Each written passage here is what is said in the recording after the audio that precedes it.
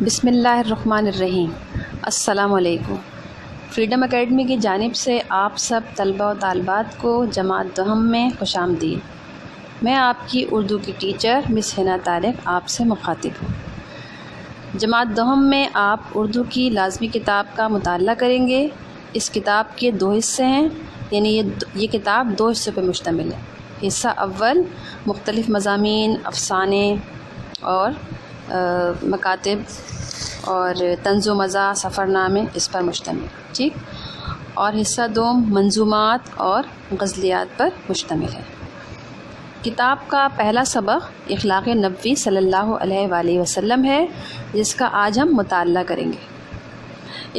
اخلاق نبوی صلی اللہ علیہ وآلہ وسلم کے مصنف مولانا شبلی نعمانی ہیں، اور یہ سبق آپ کی اہم ترین تصانیف میں سے ایک ہے، ٹھیک ہے۔ تو یہ سبق اخلاق نبوی جو ہے وہ آپ کی سب سے اہم تصنیف سیرت النبی سے ماخوذ ہے، یعنی آپ نے سیرت النبی پہ ایک کتاب لکھی تھی، اس کا نام سیرت النبی صلی اللہ علیہ وسلم ہے اس کتاب کا، اور اس کتاب سے یہ سبق لیا گیا ہے، ٹھیک ہے۔ ماخوذ کا مطلب یہ ہوتا ہے کہ سیرت النبی ایک کتاب تھی، اس سے یہ سبق لیا گیا ہے۔ اچھا، سبق کا جب مطالعہ کریں گے تو اس سے قبل ہم سبق کے مصنف کا تعارف حاصل کرنا بہت ضروری ہے، ٹھیک ہے۔ مطلب جو چیپٹر یہ اخلاق نبوی مولانا شبلی نعمانی نے جو لکھا ہے، تو ان کے بارے میں ہمیں کچھ معلومات ہونی چاہیے، ٹھیک۔ تو آپ یہ سوچیں گے کہ مصنف کا تعارف کیوں حاصل کرنا ضروری ہے، ٹھیک ہے نا۔ آپ کے ذہن میں یقیناً یہ سوال آئے گا کہ ہم چیپٹر پڑھ رہے ہیں، اس سے پہلے ہم چیپٹر ریڈ کرتے تھے یا چیپٹر ہم پڑھتے تھے اردو کے، تو اس سے پہلے تو ہم مصنف کا تعارف حاصل نہیں کرتے تھے، تو اب ہم مصنف کا تعارف حاصل کیوں کریں گے؟ تو اس کا جواب یہ ہے کہ مصنف کا تعارف ہم اس لیے حاصل کریں گے کہ ہمارے اردو کے امتحانی پرچے میں ایک سوال آتا ہے جس میں تعارف مصنف یا تعارف شاعر، ٹھیک ہے، تو اس کے بارے میں ہمیں تقریباً 1 پیراگراف لکھنا ہوتا ہے۔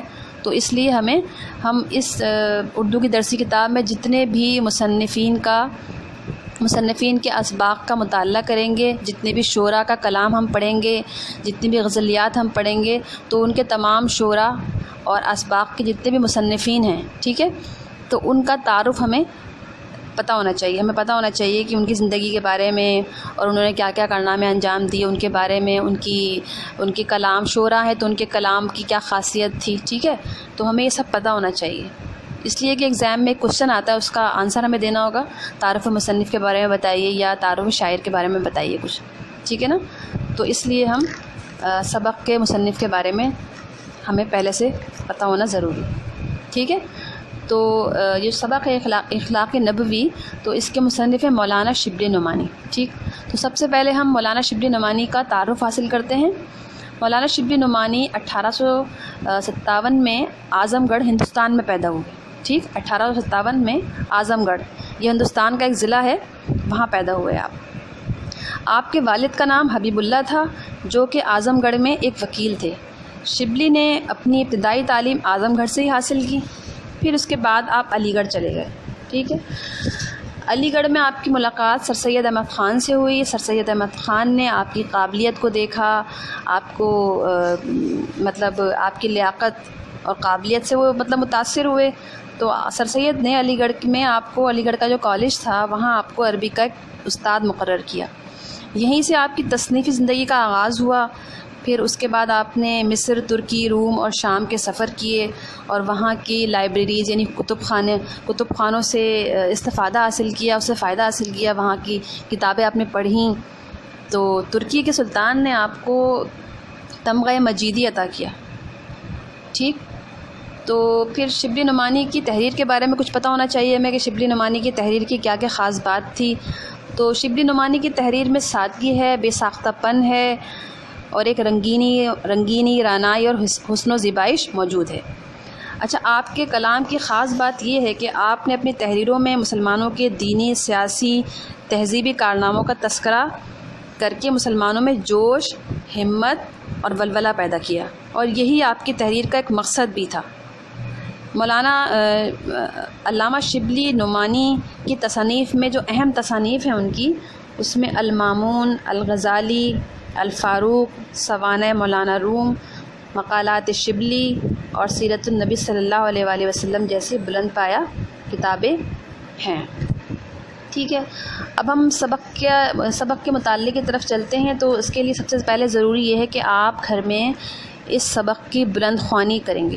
ٹھیک ہے، سبق کی بلند خوانی کریں گے. سبق شروع ہوتا ہے صفحہ نمبر 10 سے. ٹھیک، تو سب سے پہلے آپ نے یہ کرنا ہے کہ سبق کی بلند خوانی کرنی ہے. اس کے بعد آپ نے سبق کے مشکل الفاظ کے معنی جو کہ آپ کو کتاب کے صفحہ نمبر 187 اور صفحہ نمبر 188 پر بآسانی مل جائیں گے، اس کا مطالعہ کرنا ہے.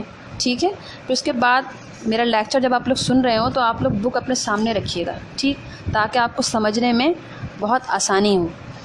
تو سبق کا مطالعہ آپ کریں گے. میں سبق کا مختصراً خلاصہ آپ کو یہاں بیان کروں گی کہ سبق میں مولانا علامہ شبلی نعمانی نے کس چیز کا تذکرہ کیا ہے. اچھا، یہ سبق مولانا شبلی نعمانی کی تصنیف سیرت النبی سے ماخوذ ہے، جس میں مولانا شبلی نعمانی نے رحمۃ للعالمین حضرت محمد صلی اللہ علیہ وسلم کے اخلاق حسنہ بیان کیے ہیں. گھر کے اندر اور باہر آئلی و سماجی زندگی اور گفتگو میں آپ صلی اللہ علیہ وسلم کا مزاج کیسا تھا. آپ صلی اللہ علیہ وسلم نہ کسی کو برا کہتے، نہ کسی کی عیب جوئی کرتے، نہ کسی سے انتقام لیتے. گھر میں ہنستے مسکراتے رہتے، ٹھہر ٹھہر کر بات کرتے، نرم خو تھے، مہربان تھے، مطلب کی بات کرتے، کسی کی ٹو میں نہیں رہتے، فیاض اور راست گو تھے، کسی کھانے کو برا نہیں کہتے، سلام میں پہل کرتے تھے. اچھا، اس سبق کی ابتدا میں جب ہم دیکھتے ہیں تو حضرت خدیجہ رضی اللہ تعالیٰ عنہ کا تذکرہ کیا ہے. وہ تذکرہ کس طرح کیا ہے؟ مصنف نے یہ بتایا ہے کہ حضرت خدیجہ الکبریٰ رضی اللہ تعالیٰ عنہ آپ صلی اللہ علیہ وآلہ وسلم کی زوجیت میں 25 برس رہیں. ایک بار آپ صلی اللہ علیہ وسلم کو تسلی دیتے ہوئے فرماتی ہیں کہ آپ صلی اللہ علیہ وسلم صلہ رحمی کرتے، مقروضوں کا بوجھ اٹھاتے ہیں، غریبوں اور مصیبت زدہ لوگوں کی مدد کرتے ہیں. حضرت عائشہ رضی اللہ تعالیٰ عنہ نے بھی آپ صلی اللہ علیہ وسلم کے اوصاف تفصیل سے بیان کیے ہیں. وہ فرماتی ہیں کہ آپ صلی اللہ علیہ وسلم کسی کو برا بھلا نہ کہتے، برائی کے بدلے برائی نہ کرتے بلکہ معاف فرما دیتے. آپ صلی اللہ علیہ وسلم اپنے ذاتی معاملات میں کبھی انتقام نہ لیتے، کسی پر ہاتھ نہ اٹھاتے، کسی کی درخواست رد نہ کرتے. آپ صلی اللہ علیہ وسلم ہنستے مسکراتے گھر میں داخل ہوتے، پاؤں پھیلا کر نہیں بیٹھتے اور ٹھہر ٹھہر کر گفتگو فرماتے تھے. یہ جو میں نے آپ کو خلاصہ بیان کیا ہے، یہ سبق کے پہلے اور دوسرے پیراگراف میں آپ کو ملے گا. ٹھیک ہے، تھرڈ پیراگراف کی طرف جب ہم چلتے ہیں تو اس میں حضرت علی کا تذکرہ، حضرت علی رضی اللہ تعالیٰ عنہ کا تذکرہ فرمایا گیا ہے. آپ فرماتے ہیں کہ آپ صلی اللہ علیہ وسلم خوش مزاج، نرم خو اور مہربان تھے، کوئی بری بات نہیں کرتے، کسی کی عیب جوئی نہیں کرتے اور نہ کسی کی ٹو میں رہتے، بلا مقصد بات نہ کرتے، جب تک دوسرا بات ختم نہ کرتا آپ صلی اللہ علیہ وآلہ وسلم خاموشی سے سنتے رہتے، اپنی تعریف سننا پسند نہ کرتے، فیاض اور سچے تھے. ٹھیک، یہ ہمارا تھرڈ پیرا تک کمپلیٹ ہو جائے گا. اس کے بعد آگے ہند بن ابی حالہ رضی اللہ تعالیٰ عنہ کے بارے میں بیان کیا گیا ہے. آپ ہند بن ابی حالہ رضی اللہ تعالیٰ عنہ کا بیان ہے کہ آپ صلی اللہ علیہ وسلم نرم خو تھے، کسی کی توہین نہ کرتے، چھوٹی چھوٹی باتوں کا شکریہ ادا کرتے، کھانے کو برا نہ کہتے، جو کھانا ملتا کھا لیتے. آپ صلی اللہ علیہ وسلم وقار اور متانت سے گفتگو فرماتے، سلام اور مصافحہ کرنے میں پہل کرتے تھے. ٹھیک ہے، یعنی کہ سلام کرنے والا چاہے چھوٹا بچہ بھی ہو تو آپ صلی اللہ علیہ وسلم سلام میں پہل کر دیتے تھے. یہ نہیں سوچتے تھے کہ بھائی میں پہلے سلام کیوں کروں.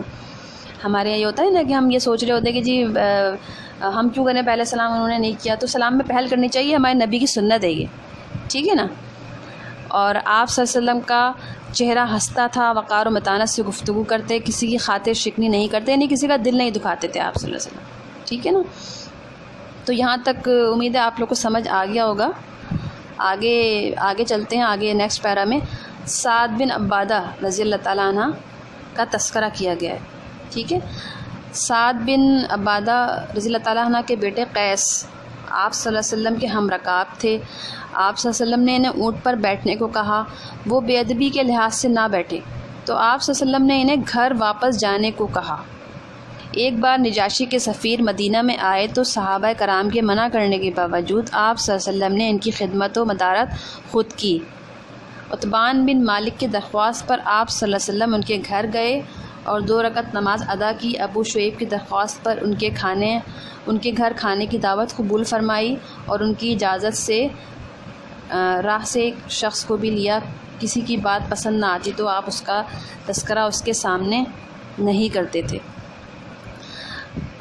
ایک دفعہ ایک شخص نے باریابی کی اجازت چاہی، آپ صلی اللہ علیہ وسلم نے کہا آنے دو۔ وہ شخص جو تھا قبیلے کا اچھا آدمی تصور نہیں کیا جاتا تھا، لیکن لوگ اسے ملنا پسند نہیں کرتے تھے، لیکن آپ صلی اللہ علیہ وسلم کی خدمت میں جب وہ حاضر ہوا تو نہایت نرمی سے آپ نے اس کے ساتھ گفتگو فرمائی۔ حضرت عائشہ رضی اللہ تعالیٰ عنہ کو اس پر تعجب ہوا، مطلب حیرت کا اظہار کیا انہوں نے اور فرمایا کہ آپ تو اس کو اچھا نہیں سمجھتے تھے۔ تو آپ صلی اللہ علیہ وسلم نے فرمایا خدا کے نزدیک سب سے برا وہ شخص ہے جس کی بدزبانی کی وجہ سے لوگ اس سے ملنا جلنا چھوڑ دیتے ہیں۔ یہ لاسٹ پیراگراف ہے ہمارے چیپٹر کا کہ آپ صلی اللہ علیہ وسلم سلام میں پیش دستی فرماتے، سلام میں پیش دستی مطلب پہل کرتے۔ جب چلتے تو مرد، عورتیں، بچے جو سامنے آتے ان کو سلام کرتے۔ ایک دفعہ آپ صلی اللہ علیہ وسلم راستے سے گزر رہے تھے، ایک مقام پر مسلمان اور کافر اور منافق ایک ساتھ بیٹھے ہوئے تھے، آپ صلی اللہ علیہ وسلم نے سب کو سلام کیا۔ مطلب آپ نے تفریق نہیں کری کہ یہ مسلمان ہے تو صرف مسلمان کو میں سلام کروں، منافق اور کافر بیٹھے ہیں میں انہیں سلام نہ کروں۔ تو یہ سبق کا ہمارا لاسٹ پیراگراف ہے، ٹھیک ہے؟ تو امید ہے آپ کو سمجھ آیا ہوگا۔ اس کے بعد سبق کے مشقی سوالات ہیں جو صفحہ نمبر 15 پہ موجود ہیں، تو آپ لوگوں کو یہ اپنی کاپی میں درج کرنے ہوں گے۔ اس کی سلائیڈ میں آپ کو پکچر سینڈ کروں گی اس کام کی، تو آپ لوگ خود سے کرنے کی کوشش کیجیے گا کیونکہ آپ کلاس میٹرک میں آ گئے ہیں اب، لیکن فرسٹ ٹائم میں آپ کو سب سولوشن آپ کو سینڈ کروں گی، لیکن آپ لوگ خود سے کرنے کی کوشش کیجیے گا۔ مشق ہے صفحہ نمبر 15 پہ، ٹھیک ہے؟ اور درست جواب پہ نشان لگانے ہیں، وہ آپ لوگ چیپٹر کا مطالعہ کر کے درست جواب پہ نشان لگائیے گا۔ صفحہ نمبر 15، 16، 17 یہ آپ کا ہوم ورک بھی ہوگا، یہ آپ نشان لگائیں گے اور مجھے PDF فائل کے ذریعے سے یا پھر آپ پکچر سینڈ کر کے مجھے ایز اٹ از اس کو ایز اے ہوم ورک آپ مجھے اس کا اسائنمنٹ جمع کرائیں گے، ٹھیک؟ تو باقاعدہ میں آن لائن چیکنگ کروں گی اس کی۔ امید ہے آپ کو آج کا سبق سمجھ میں آیا ہوگا۔ میں امید کرتی ہوں کہ آپ لوگ اس سبق کو یا اس طریقہ تعلیم کو اتنا ہی انجوائے کریں گے جیسا کہ جب ہم کلاس میں ہوا کرتے تھے، آمنے سامنے بیٹھا کرتے تھے تو ہم لوگ پڑھتے تھے۔ تو اب بھی آن لائن طریقہ کار ہے، اس کو بھی آپ لوگ پوری طرح انجوائے کیجیے۔ آپ لوگ دلچسپی لیں گے، ٹیچرز بھی محنت کر رہے ہیں، ہم بھی محنت کریں گے، تو انشاءاللہ بہت اچھے رزلٹس اس کے سامنے آئیں گے۔ آج کا لیکچر کا میں یہیں پہ اختتام کرتی ہوں۔ نیکسٹ لیکچر میں انشاءاللہ ملاقات ہوگی، اور جب تک کے لیے اللہ حافظ، فی امان اللہ۔